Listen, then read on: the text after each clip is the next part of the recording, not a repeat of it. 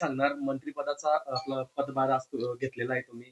आगामी काळात नेमकं कसं नियोजन असणार आहे पाणी पुरवठा खात्यात? मी मंत्रिपदाचा कार्यभार घेतल्यानंतर कालच मंत्रालयीन अधिकाऱ्यांची आणि प्रिन्सिपल सेक्रेटरी असतील, एम-एस असतील, एम-डी असतील यांच्यावर बैठक घेतली आणि आढावा महाराष्ट्राचा घेतलेला आहे. त्यामुळे येणाऱ्या काळामध्ये आता जिल्हा-वाईज दौरे करण्याचा माझा मानस आहे. ज्या योजना सुरू आहेत त्या योजनांच्या ठिकाणी भेटी देण्याचा माझा मानस आहे. ज्या ठिकाणी योजना रखडलेल्या आहे त्यांची कारणं काय आहे, हे बघण्याचा माझा मानस आहे. आणि मला तरी असं वाटतं की अ, जवळपास या 6 महिन्याच्या आत 90% योजना पूर्ण कशा होतील याच्याकरता माझा प्रयत्न असणार आहे. महिलांच्या डोक्यावरील पाण्याचा अंडा खाली उतरणार का? निश्चितपणाने तो प्रयत्न आमचा आहे, पण काही ठिकाणी आपण बघत असाल की कॉन्ट्रॅक्टरांच्या काही ठिकाणी हलगर्जीपणामुळे बऱ्याच ठिकाणी काही योजना थांबलेल्या आहेत. त्या योजना थांबल्या का? त्यांच्यावर कारवाई करण्यात आली का? त्यांना नोटिसा देण्यात आल्या का? त्यांना ब्लॅकलिस्टमध्ये टाकण्यात आलंय का? या सगळ्या गोष्टींचे आता चौकशी करण्याचं काम आता मी सुरू करतोय. आणि ज्या योजना चांगल्या झालेल्या आहेत त्या ठिकाणी निश्चितपणाने ज्या कॉन्ट्रॅक्टने चांगलं काम केलं आहे त्यांना शुभेच्छा पण आपण देण्याची मानसिकता ठेवलेली आहे. त्यामुळे मला तरी असं वाटतं की अ, जो काम चांगलं करेल त्याला शाबासकी, ज्यांनी वाईट काम केलंय त्याच्यावर कारवाई. भाऊ, एक संभाव्य यादी समोर आलेली आहे. पालकमंत्र्यांविषयी आपलं नाव जळगावसाठी समोर येत आहे. अजूनही पालकमंत्र्यांचा तिढा सुटलेला नाहीये. कसं बघतात? हे बघा, 3 जणांचे पक्ष आणि त्यामध्ये 3 पक्षांचं सरकार असल्यामुळे साहजिक आहे काही-काही जिल्ह्यांमध्ये सारखे आमदार आहे, काही ठिकाणी सारखे आमदार नसले तरी तुल्यबळ नेते आहेत. त्यामुळे ह्या गोष्टी होतच राहणार की आम्हाला पालकमंत्रीपद द्या. तो म्हणेल की या जिल्ह्याला मला पालकमंत्रीपद द्या.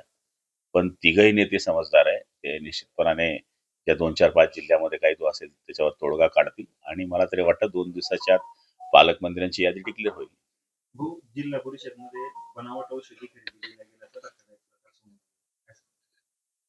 त्याची चौकशी करण्याचे आदेश शिवना देण्याचा या ठिकाणी आपण आदेश करू. आणि तुमच्याकडनं ही माहिती मिळाली आहे तर आजच मी जिल्हाधिकाऱ्यांशी बोलतो.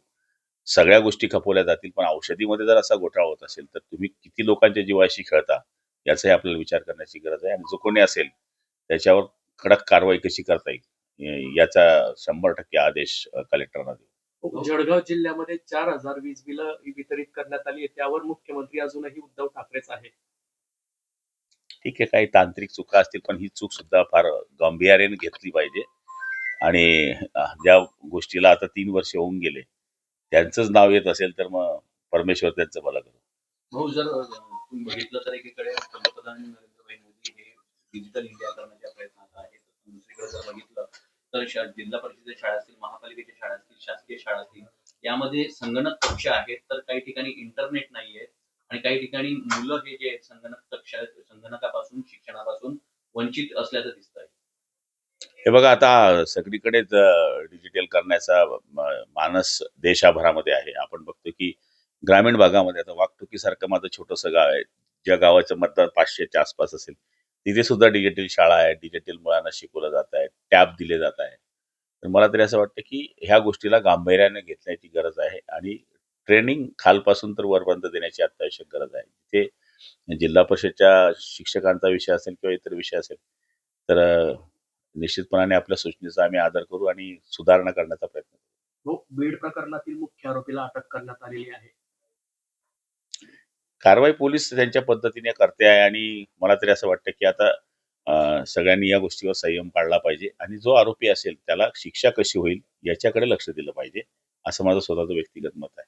सर्वपक्षीय नेत्यांकडून मात्र धनंजय मुंडे यांच्या राजीनाम्याची मागणी करण्यात येत आहे. आता जनमानसाचा तिथला जो आक्रोश आहे, तो आक्रोश तिथल्या घटनेमुळे त्यांच्यामध्ये आहे आणि त्यांनी ती मागणी केली असावी. आणि ती केलेली मागणी मुख्यमंत्री त्याच्याकडे गांभीर्याने लक्ष देतील, अजितदादा लक्ष देतील आणि ते जे निर्णय घेतील ते सगळ्यांना मान्य असेल. उपमुख्यमंत्री एकनाथ शिंदे साहेब म्हणतायत की बीड हत्येतील एकही आरोपी सुटणार नाही. सगळ्यांचंच म्हणणं आहे की शिंदे साहेब असतील, देवेंद्रजी असतील किंवा अजितदादा असतील किंवा आपण काल परवाकडे मोर्चांमध्ये पाहिलं तर सर्व पक्षीय लोक त्या ठिकाणी होते. तिथे पक्षाचं स्वरूप कुठेच नव्हतं, एक माणुसकीचं स्वरूप होतं. त्यामुळे माणुसकीला अनुसरून या गोष्टी होत आहेत आणि घटना इतकी तीव्र आहे की मनाला हलवणारी ती घटना आहे. इतक्या क्रूर पद्धतीने तो खून झालेला आहे. मला तरी असं वाटतं की याच्यामध्ये एकही आरोपी सुटू नये ही सगळ्यांचीच भावना आहे. आगामी काळात जर संतोष देशमुख यांच्या कुटुंबाला त्रास झाला तर धनंजय मुंडेंना रस्त्यावर फिरू देणार नाही असा थेट इशारा मनोज जरांगे पाटलांनी दिला. असं काही होणार नाही, कारण की जरी त्यांच्या घरात ही घटना झाली असली तरी पूर्ण समाज त्यांच्या पाठीशी उभा आहे आणि मला तरी असं वाटतं की अशी चूक पुढच्या काळामध्ये होणार नाही याच्याकरता सगळेजण सज्ज आहेत. आगामी काळात अजित पवार आणि शरद पवार यांनी एकत्र यावं बस ना, जाऊ द्या. काल दिशाची मीटिंग झालेली आहे रक्षा खडसेंच्या यांच्या उपस्थितीवर केंद्रीय मंत्र्यांची उपस्थिती, पण मात्र त्या ठिकाणी नाईक जे आहेत अधिकारी यांच्याबद्दल तीव्र नाराजी व्यक्त केलेली आहे. नाही, त्यांच्यावर कारवाईच केली पाहिजे. मूळ रस्ते करायचे नाही, नाके वसूल करायचे, टोल नाके वसूल करायचे. हे मागच्या मीटिंगमध्येही झालं होतं. काल योगायोगाने माझी तिकडे कॅबिनेट असल्यामुळे मी किंवा मी दुसऱ्या मीटिंग असल्यामुळे मी येऊ शकलो नाही. पण रक्षा साहेबांचं म्हणणं जे असेल किंवा सावकारे साहेबांचं जे म्हणणं पण मी ऐकलं, ते एकदम रास्त आहे की जर असं होत असेल तर यांचे नाके बंद केले पाहिजे. जर तुम्ही रस्त्याची सर्व्हिस देत नसाल, वाहनांचे तिथे नुकसान होत असेल, चांगले रस्ते देत नसाल, तर त्यांनी नाकं वसूल करण्याचा त्यांना अधिकार आहे कुठे? आज तरसोद ते पाळदी हा जो बांबुरी जाणारा रस्ता आहे, दरवेळेस ते मार्चचा अल्टिमेटम देता, मार्चचा अल्टिमेटम देता. ह्या मार्चलाही रस्ता पूर्ण होणार नाही अशी स्थिती आहे.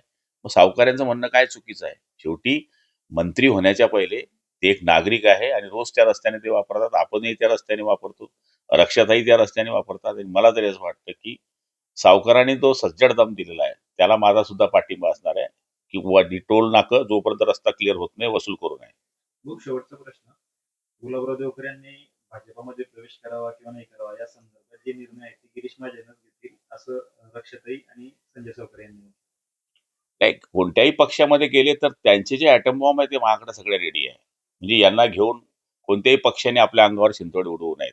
यांचे बँकेचे लफडे आहेत, यांचे पतसंस्थेचे लफडे आहेत, यांचे मजूर फेडरेशनचे लफडे आहेत. यांचे जे प्रॉब्लेम आहेत सगळे हे लपवण्याकरता ते ह्या त्या पार्टीत जाण्याकरता प्रयत्न करतायत. आणि भाजपला अशी काही गरज राहिली नाही. 132 आमदारांची पार्टी आहे आणि आम्ही त्यांच्या बरोबर आहोत. गुलाबराव देवकर आल्यानंतर ते काही 50 पट भाव वाढवून देतील पक्षाचा असा काही माणूस नाहीये. आणि आता चालूचा अनुभव आहे, ज्या लोकांनी 85,000 मतं दिले त्या माणसाला 5 दिवसात सोडायला हा माणूस तयार होतोय. उद्या जर भाजपमध्ये आला आणि भाजपमध्ये थोडा प्रॉब्लेम वाटला तर 1 मिनिटात भाजपलाही सोडून देईल. त्यामुळे ज्याची नीतिमत्तेमध्येच फतरा आहे अशा माणसाला घेऊन भाजप वाढणार थोडी आहे. देश विदेशातील प्रत्येक घडामोडींचे लाईव्ह अपडेट मिळवण्यासाठी आता साम टीव्हीच्या सर्व सोशल मीडिया प्लॅटफॉर्मला लाईक, फॉलो आणि सबस्क्राईब करा. तसंच सर्व नोटिफिकेशनसाठी बेल आयकॉन प्रेस करायला विसरू नका.